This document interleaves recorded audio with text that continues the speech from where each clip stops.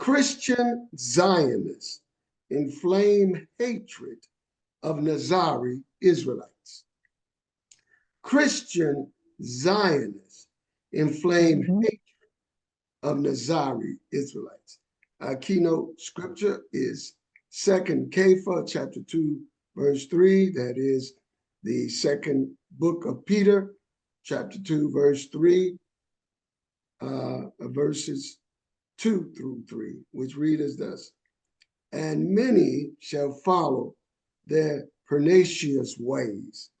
by reason of whom the way of truth shall be evil spoken of, and through covetousness shall they with feigned words make merchandise of you, whose judgment now of a long time lingereth not, and their damnation slumbereth not. Selah. Currently, the Christian Zionist movement is inflaming the hatred of the world towards Netzari Israelite believers in Yeshua. This is due to the fact that the world cannot distinguish the difference between a Messianic Hebrew Israelite in Yeshua from a pro-Zionist Jewish or Zionist Gentile Christian who supports with unwavering devotion the corrupt and abominable policies of the Zionist government of the state of Israel. As a result, the hatred that many in the world today have towards the unjust Zionist state of Israel and their Zionist Christian backers, particularly Zionist Christians in America, has caused international hatred towards anyone identified as a Jew of Israelite heritage, as well as anyone who is a Jew of ancient Israelite bloodlines who has a messianic faith in Yeshua. Because the world cannot distinguish between non-Zionist, Netzari, Hebrew Israelite Messianic Jews of ancient Israelite origins from the Zionist impostor Jews of the synagogue of Satan and their Christian Zionist backers, particularly those in the American government who support the military of the Zionist state of Israel and their unjust policies.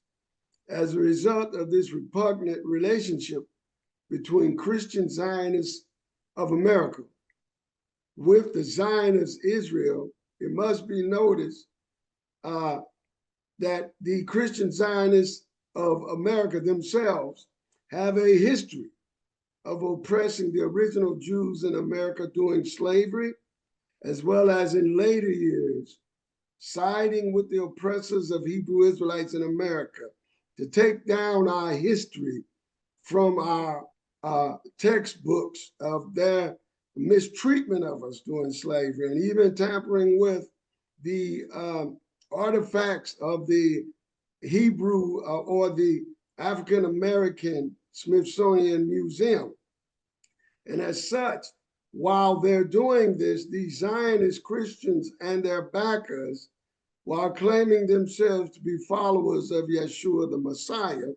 whom they call Jesus Christ, yet they have a history of siding with the Jewish Babylonian Talmudic point of view that Black Israelites in America are under the curse of Canaan and are actually descendants of Ham and not from our true heritage of Shem. Therefore, they are hypocritical phonies, whom Kepha, the Apostle Peter, stated in 2 Peter chapter 2, verse 2 through 3. And many shall follow their pernicious ways, by reason of whom the way of truth shall be evil spoken of, and through covetousness shall they with feigned words make merchandise of you, whose judgment now of a long time lingereth not, and their damnation slumbereth not. Notice the phrase in verse 2 of 2 Peter chapter 2, which states, quote, by reason of whom the way of truth shall be evil spoken of. Shalom, Zaken Tori. Now, in Peter chapter 2, the prophet Kepha is warning against false messianic prophets in the last days who will misrepresent the truth of prophecy for their own gain,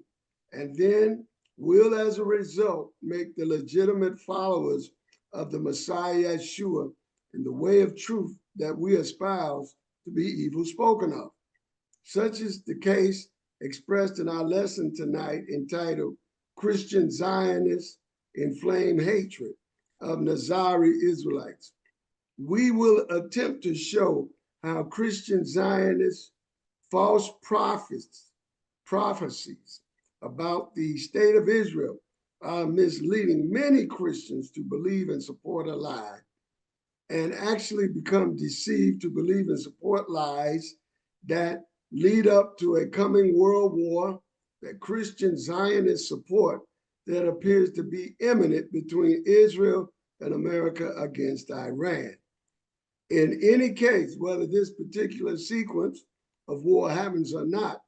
it is clear the Christian Zionists are in total support of the Zionist lobby's influence on American foreign policy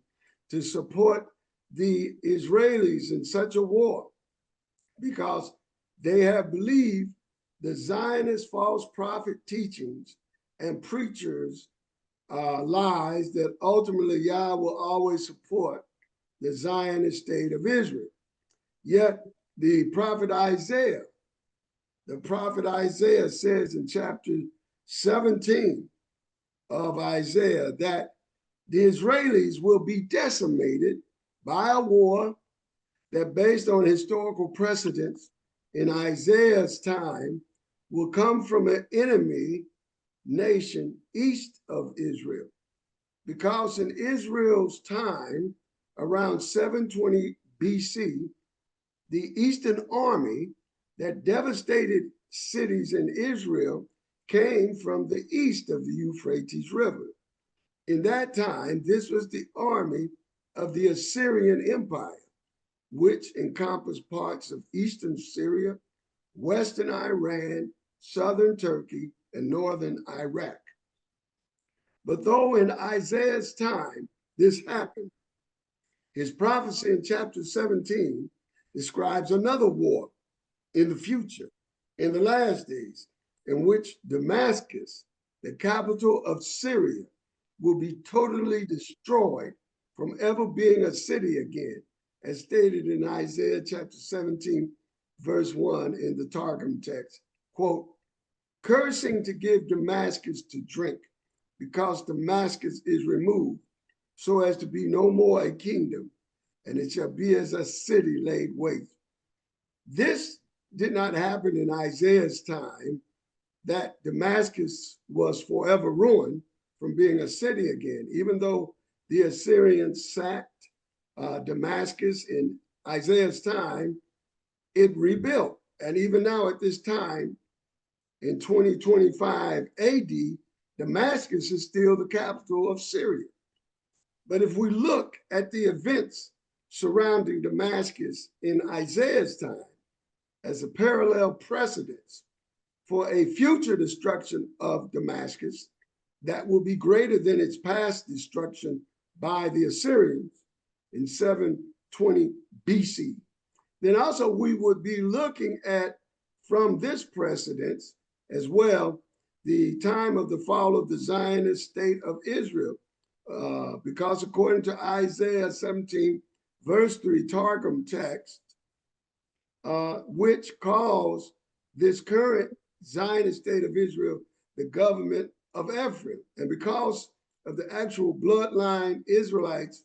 who are there in Israel today and are primarily descendants of the northern Israelite tribes who are aligned with the rulership out of the tribe of Ephraim, whose capital was Samaria in northern Israel in Isaiah's time, as stated in Isaiah chapter 17, verse 3 Targum text. The government shall cease from Ephraim, and the kingdom from Damascus, and the remnant of the solitary ones from Syria, and their glory shall be as the glory of the children of Israel, saith Adon of hosts, the master Yahweh of hosts. In Isaiah's prophecy in chapter 17, verses 1 through 3, it states that when Damascus is permanently destroyed by a nation, which by historical implication would be referring to a nation east of the Euphrates River, just as Assyria was in the prophet Isaiah's time. Then it is only logical to assume from historical precedents that a future nation east of the Euphrates River will emerge to permanently destroy Damascus in these latter days of Isaiah's prophecy in chapter 17 of Isaiah. And that this same power would also bring down the Zionist state of Israel and devastate its cities in the latter days, just as happened in Isaiah's time, as stated in Isaiah chapter 17, verses 4 through 10. Quote, and it shall come to pass at that time when the glory of Jacob shall be humbled, and the riches of his glory shall be carried away. And it shall be as when one gathereth the standing harvest and reapeth the ears with his arm, and it shall be as one that is gathering ears in the valley of giants, yet a gleaning shall be left in it, as in the shaking of the olive tree, 2 or 3 berries on the top of the uppermost branch. So shall the righteous be left lonely in the midst of the world among the kingdoms, saith Yahweh, the Elohim of hosts. At that time a man shall stay himself upon the service of his maker, and his eyes shall hopefully look to the Memra, the word of Yah, the Holy One of Israel. He shall not rest upon the altars, the work of his hands, or stay himself upon that which his fingers have prepared, neither upon the groves nor upon the sun images. At that time, the cities of their strength shall be as a fortification that was laid desolate and waste from before the children of Israel, and each shall be a desolation, because thou hast forsaken the Elohim of thy salvation, and thou hast not remembered the fear of the mighty one, whose word, the Memra, the word of Yah, he was thy support. Therefore thou hast planted a choice plant and hast multiplied despicable works. So after reading that passage in Isaiah 17, verses 4 through 10, the question is, who is this nation today that is like ancient Assyria, which is east of the Euphrates River, who will bring down Damascus, Syria, and devastate the fall of the Zionist state of Israel and its cities in these latter days? There is a clue to this question in the prophet Ezra's book, chapter 6, verse 22, where the title King of Assyria is applied to a ruler of a nation east of the Euphrates, as stated in Ezra chapter 6, verse 22, quote, and keep the feast of unleavened bread 7 days with joy, for Yah had made them joyful, and turned the heart of the king of Assyria unto them, to strengthen their hands in the work of the house of Elohim, the Elohim of Israel. In this verse, in Ezra chapter 6, verse 22, the king of Persia is called the king of Assyria. Since Persia is today modern Iran, which is located east of the Euphrates River, it would not look to be a remote possibility that Iran possibly could be the destroyer of Damascus, particularly since the government of Damascus changed a few months ago. Instead of being pro-Iran, it is more anti-Iran and drove them out of Syria. And it is quite possible that Damascus, Syria is trying to make an alliance with the state of Israel and to become a ally of the state of Israel. Things have changed so drastically in the last few months from just the opposite, so that it's not a remote possibility that Iran could actually not only turn against Damascus, Syria, but could be the nation that as well brings down the state of Israel and devastates its cities, as described in Isaiah 17. This all bears watching.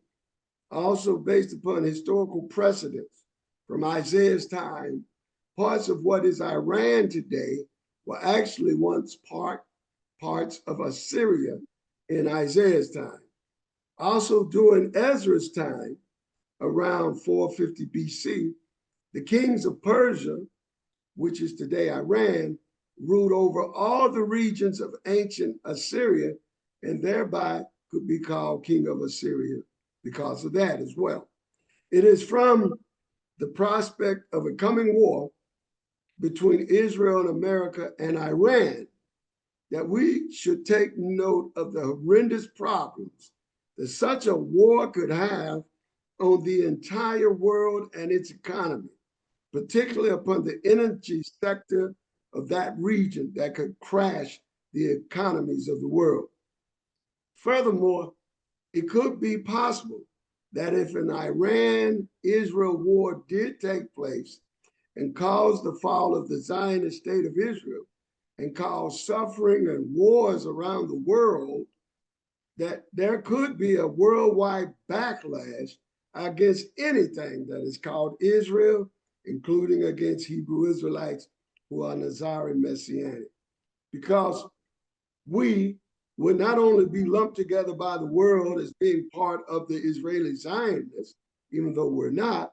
but because of our faith in Yeshua, we would also be lumped together with Christian Zionists who supported the corrupt Zionist government of the state of Israel. So this is why Kepha, the Apostle Peter, is referring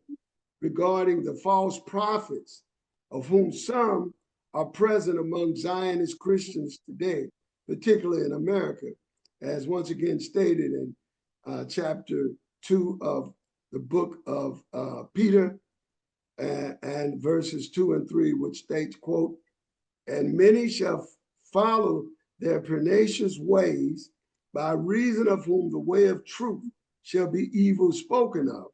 and through covetousness shall they with feigned words make merchandise of you, whose judgment now of a long time lingereth not, and their damnation slumbereth not." It's possible